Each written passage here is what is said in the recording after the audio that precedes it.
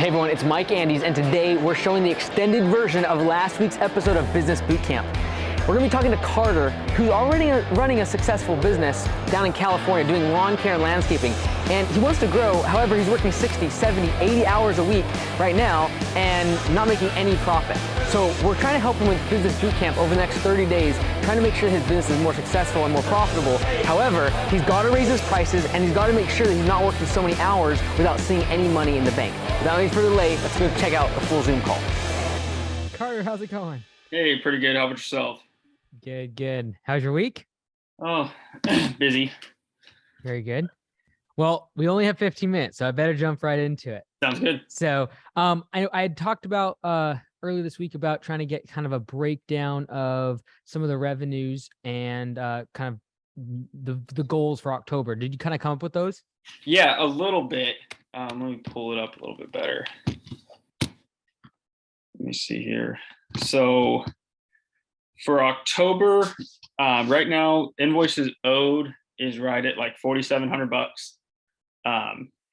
Then I have $9,500 worth of maintenance accounts, but those aren't due until mid of November. Okay. I have about $18,000 worth of projects lined up. That number may change and go up depending on how efficient I am with 2 new guys. It just depends on how fast I get them up to speed and in shape with everything. So is that looking like 27,000 or so in revenue for this month, or what's your projection for this month then? So yeah, probably about 27,000 total. Okay. But obviously it won't be in the bank until mid of the following month. And then how many total employees do we have? I know you said you added 2 more. So how many will that be total? 3 full-time, 1 part-time. Got it. Okay. And if I remember correctly, last time you're charging $60 per hour. Is that kind of what you're shooting for? Correct. Yeah. And what are you paying those guys per hour? So my highest paid is 25, and then the others are 18, and then the part-time is 16. Got it. Okay. Okay.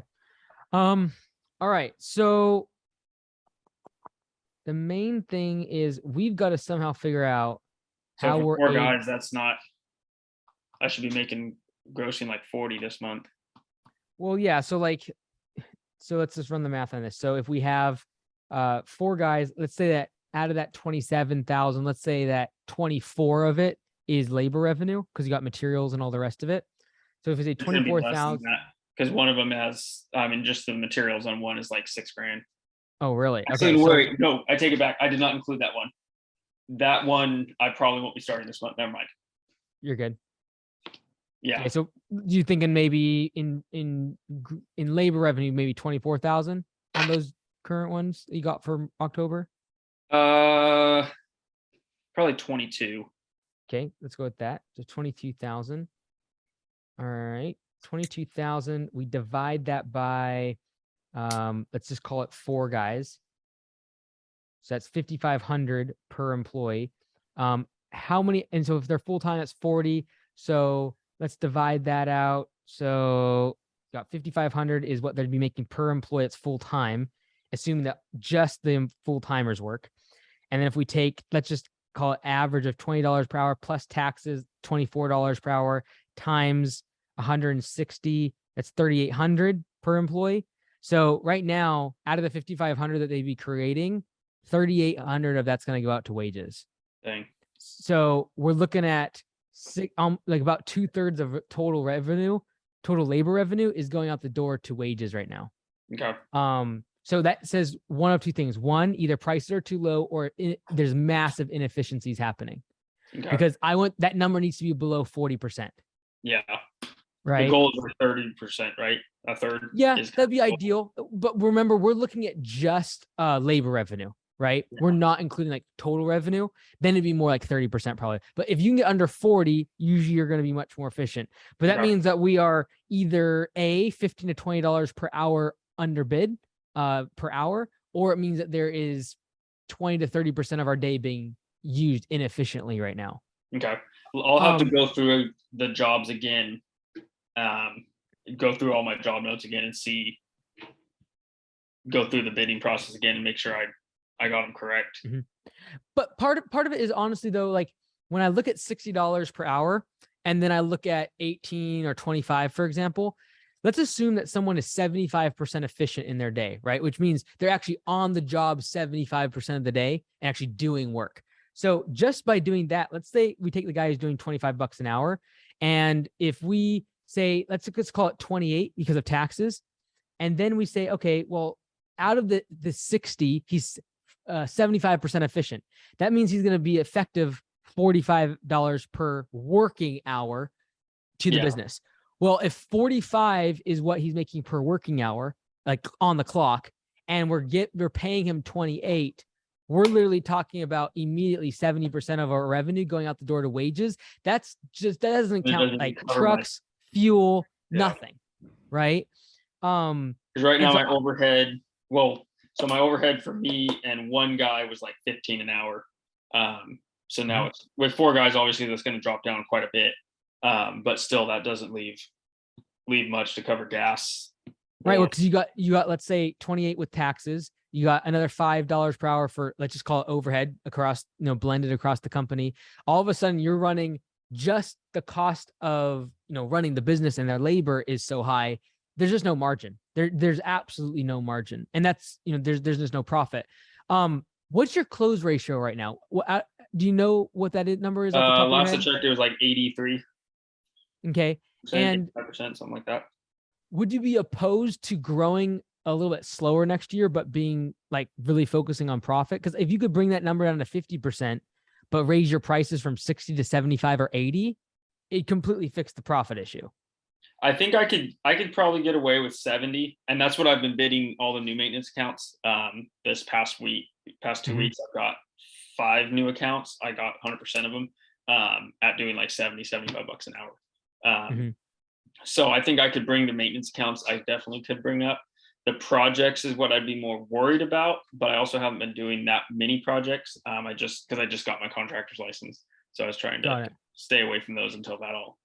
Yeah, I'd recommend trying to move your minimum to 75. I really would.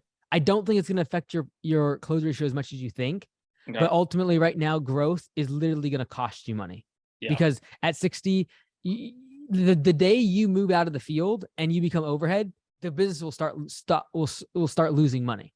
Yeah. Like the only reason it's staying afloat right now is because you're working your brains out and a lot of your hours are still out in the field. So all the money I'm generating is basically covering my guys.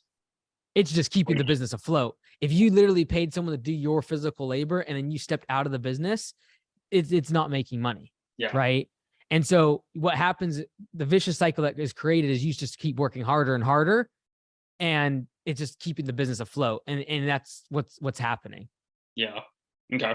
On those contracts though, like you can't raise prices right now, I would imagine. Do they renew at a certain time of the year, or how does that work? They're contracts, but it's nothing signed. It's just, monthly amounts agreement that it's, $100 a month or 125 a month for X, Y, and Z. You pay year round, regardless of what, obviously some months are more work than others. So I just raised about half of them 2 months ago to get everybody up to 60 an hour. Because a lot were from when I first started, when I was like, oh, if I can make $40 an hour, that's 80 grand a year. That's, all I need. And obviously for a solo guy in a 91 S10, that was just fine. But once I start growing into, employees and stuff, $40 an hour doesn't do anything. Right. Because like right now you have, if I remember correctly, like 90 customers, is that right? So I have about 50, but I have 50. 2 big ones. A 4-acre cemetery and then like a 3-acre apartment complex. And what's your hourly rate, do you think, on those ones? Is it considerably lower just because of the volume of work? The 2 big ones? Cemetery, I kind of bid wrong. So I'm making like 40 an hour. The only reason I've kept it is because in the wintertime, I'll have 3 months of only 2 visits a month, and it's the same amount. So I figured I'm going to keep it because I know the wintertime is going to be a struggle. And that way I can at least keep my guys busy and have somewhat cash flow. And then this spring, right now it's at $1,700 a month. This spring, I need to raise it to like $2,900 just to be at my 60 an hour. Okay. And then the other one I'm making really good on, it was we did our first time this week. And that equaled out to about 80 a man hour. Got So it. I Okay. bid it well. All the contracts you're currently on, I'm assuming, but correct me if I'm wrong, the next few months are actually your most profitable because there's the least amount of work needing done. Yeah. Okay, so really we don't want to raise prices, honestly, probably until February next year, I'd imagine. Yeah. I mean, there's Okay. a couple that I need to, Right. and there's a couple Even with less work, they're still not profitable. well, not profitable, and then there's a few that are just such a pain to deal with that I Got need it. to bring them up to hopefully get rid of them. Yep. Because it's not, Yeah, like not worth it to deal with. honestly, if you got 5 new customers this week, that's 10% of your customer base, right? Like, I am not opposed to you raising prices on everyone now, Okay. because the reason is because the grass is starting to grow again, and you're going to have this window of time with the whole leave situation, and the grass is growing. You could probably raise all your prices. I guarantee you, if you lost 10 or 15 of your customers, you'd recoup them within 3 to 4 weeks at your current rate of growth. Yeah. But like, doing that would completely change the business. Well, right, because right now, like for the maintenance accounts, right, he's generating 9,500 a month, and that's one guy, basically 45 man hours a week. Because so this was the first week of everything changing over. We had a couple issues with mowers, but he got everything done. It was right about 45 man hours because we had an extra guy on one of those days. So like he still has room to add on. So I think the maintenance, because it's consistent, and I've done it, I bid it a lot more. I know more of how to actually estimate it correctly, because sometimes with like property cleanups, I suck at estimating. I don't think I've ever done one where I've actually made more than like $40 an hour. So, but the maintenance accounts is pretty consistent. Okay. Yeah, because like 9,500 isn't so bad for one guy for a month. 45 hours a week though, that's 9180 divided by 180, still $52, which is not horrible. If you take 95 and divide it by 160. And I just got a 36-inch stand-on. Okay. For him, and I'm gonna be building my own ramp rack kind of setup in the next week or so. So we can take that. He'll have a 30-inch push and a 21-inch push. So I know that those numbers are going to come down a little bit once we get that. That's going to okay. So it sounds like then most of the pricing issues is probably on the project side of things. Probably, and I can go through it all again and see. I might have left too many days open, because I know there is a few days I'm going to be on vacation towards the end of the month. So I'll probably have 5 non-working days for the rest of the month. So I know that that's going to skew it a lot as well. Yeah, I'm not really too concerned about the totals for the month. I'm mostly looking at each project. Like, what is our labor revenue divided out by how many hours did we work on the job, right? And was that accurate, right? Because like at an 83% close ratio, I know that either we should be growing like hand over fist, which 5 jobs in the week, that sounds good. But if you're closing like all of your jobs, there's money to be had that we're just leaving on the table, right? And the only way to make up for that deficit right now is you working more hours, like longer and harder, et cetera. If we just immediately raise the prices on 4 guys that are working, let's just say 160 hours in the month, multiply that by 4, that's 640. Let's then add you in there too. So another 160. Let's just call it 800 hours in the month. And if we charge, let's just call it $15 more per hour, go from 60 to 75, an extra 12 grand. That's all on the top. And that's just all profit. That's where your profit is. This is your profit. This is what you should be making every month. Right. And if you could do half of that, that's where our $5 grand a month comes into play. Yeah. Okay. Right. So bring it. And the nice thing is, all of those projects, because I haven't had my contractor's license, I haven't given them a firm number. It's been, here's a ballpark range. And I calculated that at 60. So I can say, hey, materials have gone up, labor's gone up. It ends up being, a little bit more, and factor in that 70, 75 an hour. Well, and you don't even have to raise the prices of current projects, right? Like if they're on the schedule, like, hey, we've sold the job, let's go.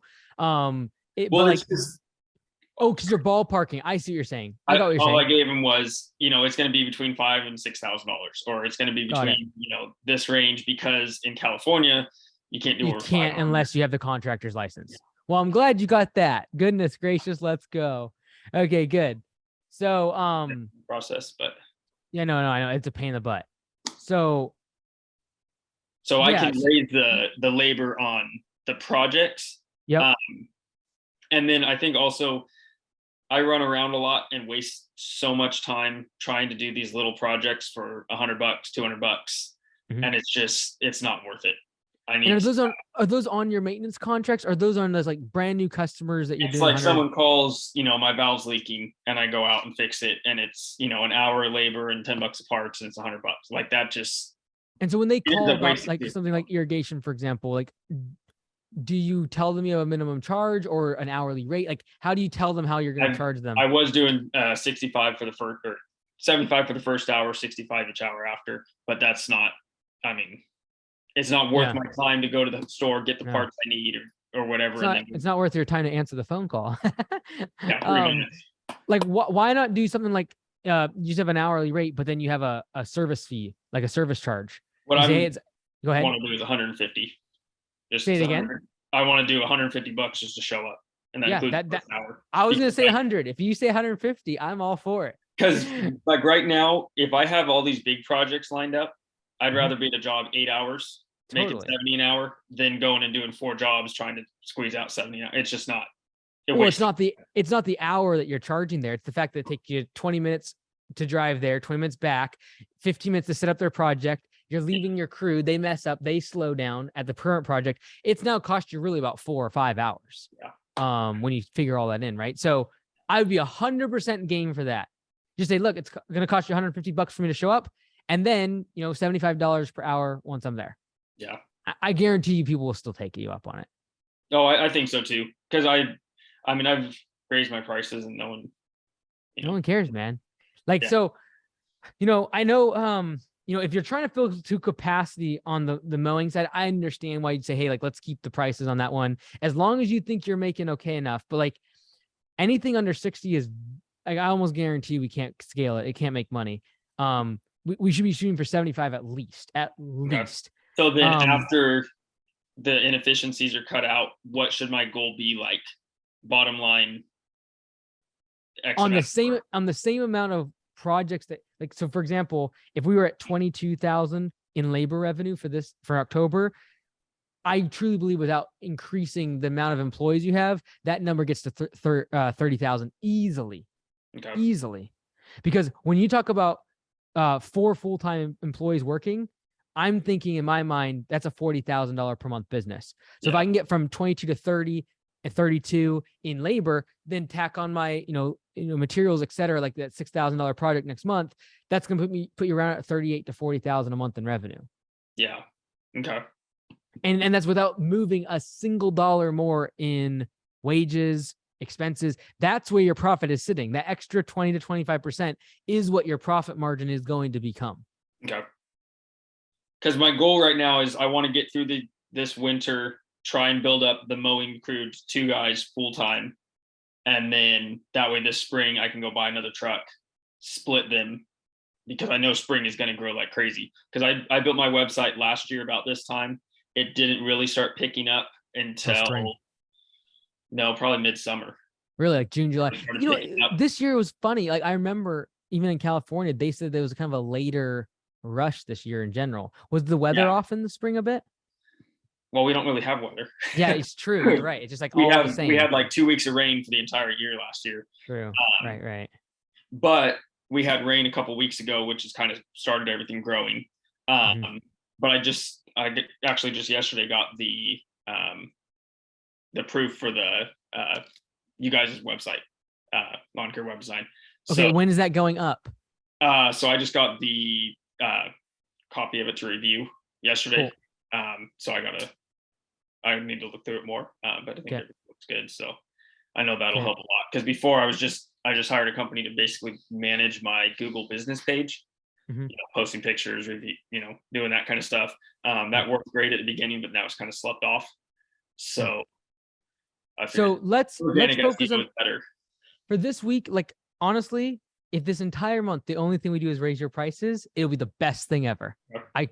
Like it really is. I know it's like a mental, and we always make excuses why we're not. Even the fact like, okay, I want to fill the mowing route. I guarantee you raise your prices, you keep most of your customers, and you continue to grow the mowing route. Yeah. But now there's an extra $2,000 or $3,000 of sheer profit on that. Because right now on that 9,500, you're probably making about $1,000 to $1,500 a month in profit. If you go from 9,500, raise the price and are doing 11,000, just by raising it slightly, you just doubled your profit on that mowing route. Yeah. So, like that is a huge thing. So what I want to do this coming week is take the projects that you currently have and figure out the estimating for at 60. Yeah. I want you to do them, whatever is on this coming week, and then let's charge them at 75. And we're gonna run the math on the project, and you're gonna see, like, I want you to just convince yourself of the fact that, okay, literally by just one number change, you're gonna like literally get $1,000 extra, $1,500 extra on a project. Yeah. Like it just that way. And so if I can convince you on the projects, I'd love to convince you on the mowing side, because I really do believe you would keep 85 to 90% of your customers. My only fear with the mowing side is because I just raised them all 2 or 3 months ago. Okay, well, the other 50%, at least the other 50% we got to raise, at least. Oh yeah, 100%. What about ones that I just raised, but like, as I'm realizing I need to charge a lot more? Is it too soon to raise 2 or 3 months later? We've been raising every 3 months. Oh, damn. At some of our locations. That's the way inflation's moving. What happened is you just didn't raise enough the first time, right? And so that's what everyone does. Like, oh man, I'm gonna do it like a few dollars a cut. It's like, no, just peel the Band-Aid off. If they're gonna take you at $3 per cut increase, they'll take you at 7 or 8. Yeah. So just do it now, and so you know you're ahead of inflation, right? But honestly, like when you're getting 5 new customers a week and you live in California, where I know you can kind of keep growing throughout the winter, quote unquote, months, there's just no reason when you have 50 customers to be concerned about losing 5 or 10 of them. If you lost 20% of your customers, you'd be down to 40, and you'd fill it back up in 2 weeks. Yeah.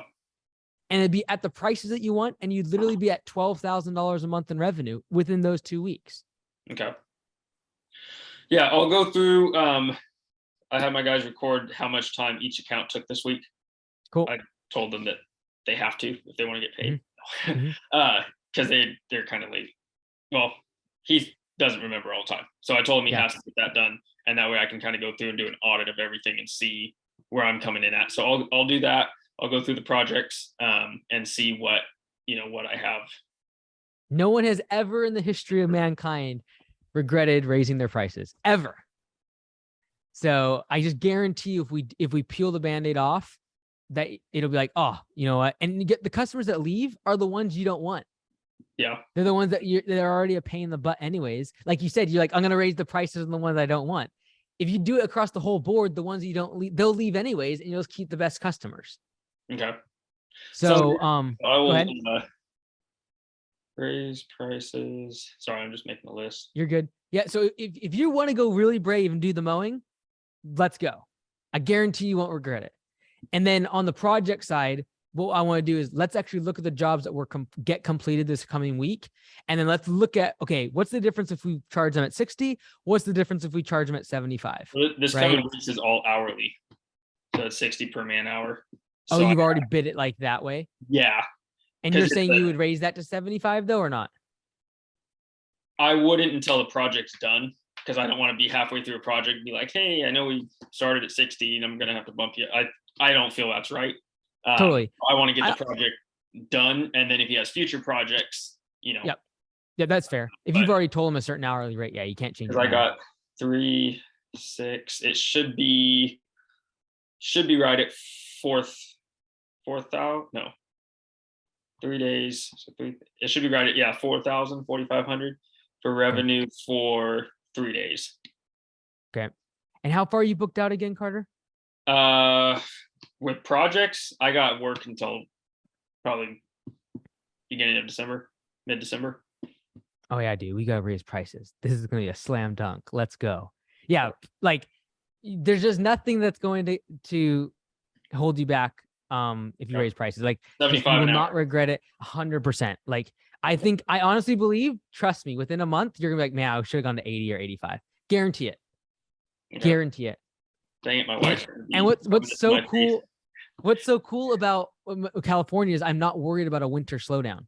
You can keep doing this throughout the next 6 months. Last year it did slow down a little bit, like mid-January and all of February was like dead. All I had was my business accounts. Obviously this year though, with having a bigger business, more online presence, it's going to be a little bit different. But I kind of want to, hopefully, if I can turn it really profitable to make good profit off of the projects, then hopefully I can get have enough tucked away so this spring I can really blow up. I'm not concerned about the growth side, right? Especially with the website. I know it happens when that spring rush kind of comes and you have a website that's ranking well. I'm not concerned about that. Advertising, it's the having another truck getting. But see, the thing is, when you raise your prices and say on that 9,500, it becomes 11,000. That delta of 1,500 covers a truck payment, and even the initial upfront. Like, let's assume you finance the entire thing, it's covered, right? So fixing the model now, make it more profitable, allows the growth to happen sustainably instead of just like constantly cash is like, falling through your fingers all the time. Cash. Yeah. Yeah. And cool. then I'm way over time. So go ahead. Question real quick. Sorry. All of my accounts I bill on the last day of the month. 15th is when they're due by. About a quarter of them wait until the 18th, 20th, 25th. I hit them with late fees. It doesn't change. Would you recommend shortening that to like 7 days?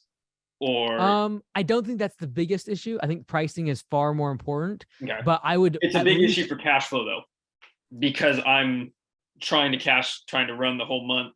Basically, all the money from the projects is paying my labor, and then I get a little bit of a payday at the beginning of the month, and then it just kind of never. Yeah. The thing is, if we add an extra, $8,000 a month in straight profit when we bill at the end of the month, that's going to help our cash flow massively. Okay. Because we'll have cash in the bank. The second thing is, yes, absolutely, it's always good to shorten that time frame. So we have it 7 days.